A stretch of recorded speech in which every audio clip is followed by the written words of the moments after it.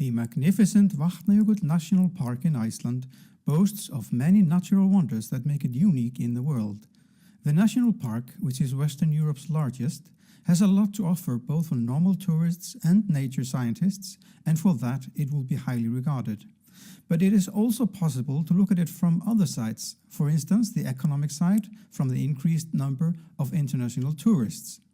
A few years ago, official forecasts were published on the possible increase in the number of international tourists and the additional foreign exchange revenues that this could lead to, done by the Icelandic research company RRF for the Ministry of the Environment.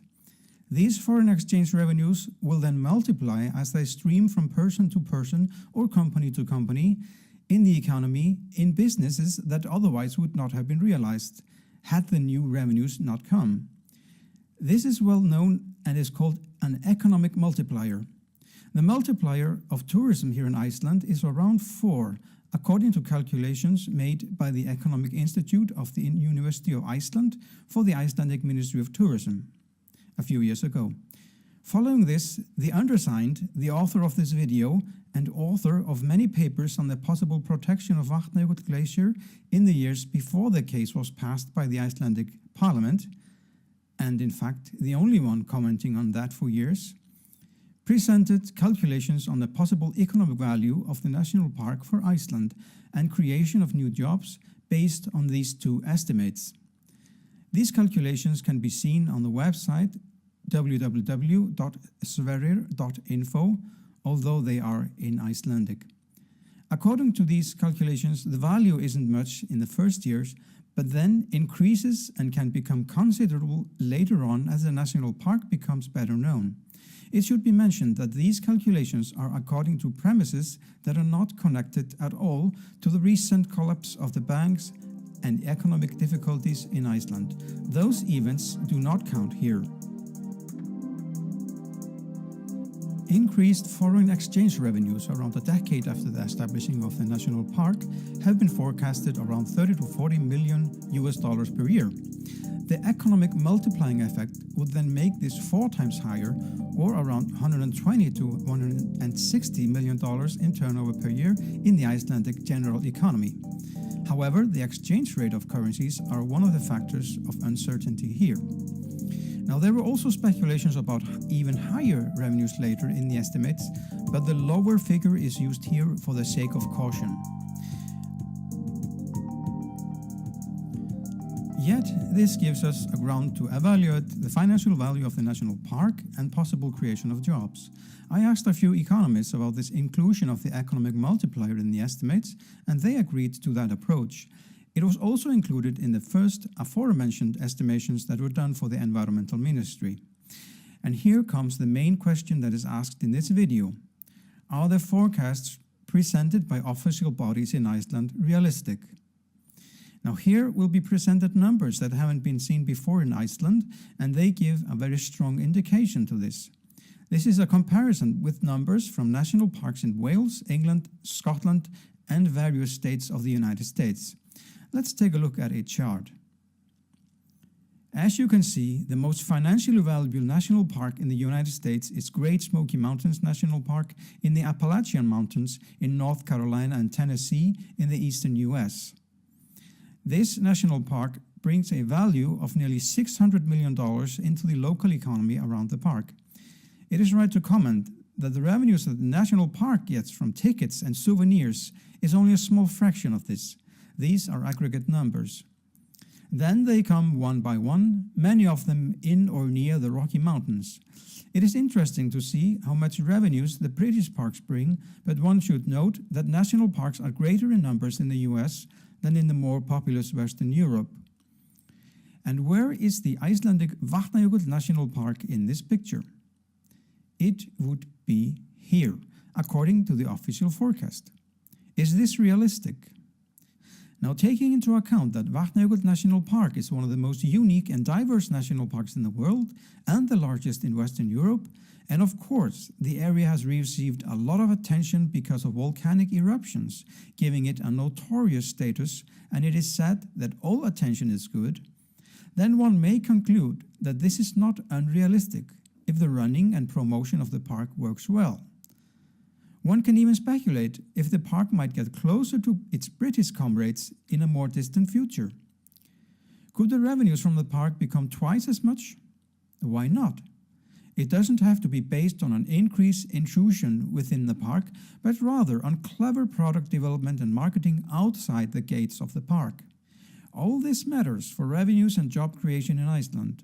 Judging from several prudent presumptions and the official forecast, one might speculate that Vatnajokull National Park might create between 500 and 1,000 new full-time job equivalents at the average wage rate at some time after 2020, which otherwise would not have been created. Now let us remember that, for instance, the United States are 1,000 times more populous than Iceland, so this would mean 500,000 to 1 million new full-time job equivalents in the US. Now that would be big news.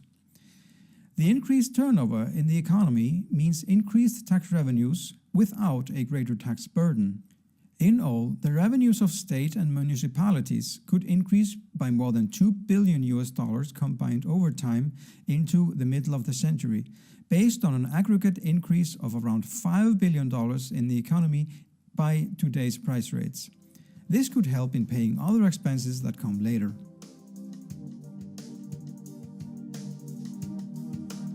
The cost of establishing the national park is estimated around $10 million, and the combined operations cost over 40 years could be around $35 to $40 million, or about $1 million per year, although actual future figures are hard to tell.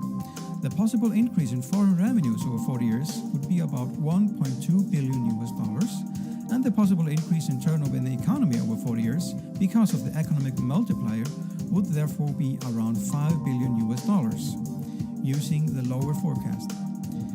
A possible net increase in state tax revenues over the same period could be more than $1.5 billion, and possible increase of revenues of the municipalities in Iceland over the same period around $600 million, often without them having to do anything. It seems quite likely that establishing the national park is a very profitable venture. Yet, the national park should not be too market-driven, but a real national park based on sensible nature conservation approaches. Nature conservation is not the solution in the economic downturn in Iceland, but a part of a larger picture.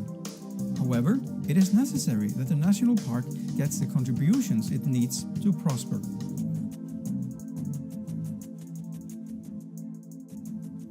It is right to add that the increase in revenues would be the result of the area becoming more interesting because of the national park among the population in North America, Western Europe, and to a small degree Japan and China, and thus leading to more tourists from there. The simple fact is that Iceland now needs many new ideas, such as this one, that work in many different fields.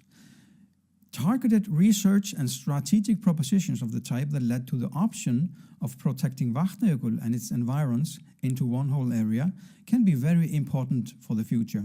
Vatnajökull National Park is environmentally safe, sustainable, and will stay there till the end of the century and beyond, bringing revenues and jobs for the good of the people. This is important. The national park is not a phenomenon that is functional for 2, 3, maybe 4 years, but it is there to stay. The amount here before, around $5 billion, could roughly speaking mean $10 billion over the span of the century. Is it realistic to look at such a high number? Well, it isn't unreasonable to look at the long run, what could be the benefit of future generations, children and grandchildren of the present young, as the national park will stand for a long time. But how likely is it that these amounts will be a reality? The answer is, we don't know. This is by no means secure. I personally believe that the final outcome could be above or below this, perhaps double the amount, or $20 billion in the entire century, which would be spectacular, or perhaps as little as 1/5 of this, which means it would be a failure, and I actually don't think that's very likely. There are at least 3 basic factors that lead to this uncertainty. The first factor is various uncertainties in the international scene. For instance, the price and supply of fuel, which means the situation in long-range transport and therefore tourism. And then general economic conditions that can also be important, and the development of financial markets, and of course military conflicts. As in the last one, it is in fact impossible to tell what will happen in the 21st century. The second factor is the question of how successful Icelanders will be in finding opportunities connected to the national park and implementing them to create value and jobs. Judging from the enthusiastic activity of Icelanders, one probably doesn't have to be worried about that. However, there is a reason to comment on the newest possibilities and some uproar at the time of making this video, because of a Chinese investor possibly buying Iceland's largest farmstead, Grímsstaðir, right next to the national park. That while cooperation with foreign investors and property developers is good when all premises are right, that it is necessary that Icelanders don't lose the initiative in their own country, but they will spot the opportunities themselves and aren't reacting to the initiative of others. This is a positive approach, rather than trying to stop someone afterwards.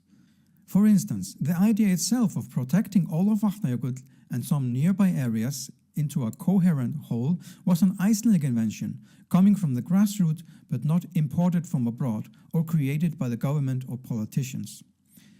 In a difficult situation in Iceland at the time of making this video, following the collapse of the country's almost entire banking system, it is perhaps necessary to turn proactively to finding new opportunities and then exploit them, and try to lessen this unrest and anger which followed the economic collapse. The anger is understandable and the need for betterment, but anger creates no viable solutions. Now, the third factor is sustainability. This means that good conditions of the environment must be upheld within the national park so that it won't become worn and shabby. It must not become less interesting to visit the park or recommend it because of a bad condition in this respect. I believe that the staff and management of the national park know well how to handle this. However, this, as much as so many other things, takes some effort, and effort is work and time, which call for salaries and money. Thus, it is necessary that everyone understands well the importance of this. $20 billion could be in question, but it costs only a tiny fraction of this to keep things okay. The outcome of these three factors of uncertainty could mean that the possible final economic benefits from the national park could be between $2 and $20 billion in the entire 21st century, which is a tenfold difference. This should make everyone motivated to try their best to achieve success in the years to come. However, regardless of all this talk here, one must remember that it is the nature itself and experiencing it personally that should be at the forefront, although it is good to keep an eye on these things as well. Now, at the end of this video, let us relax a bit. Let us go on a virtual visit to the national parks that were on the chart here earlier. It is clear that Vatnajokull National Park is in a very good company, and it is necessary to roll up our sleeves and work diligently to make it stand proud among these national parks. But there's no question that that is achievable.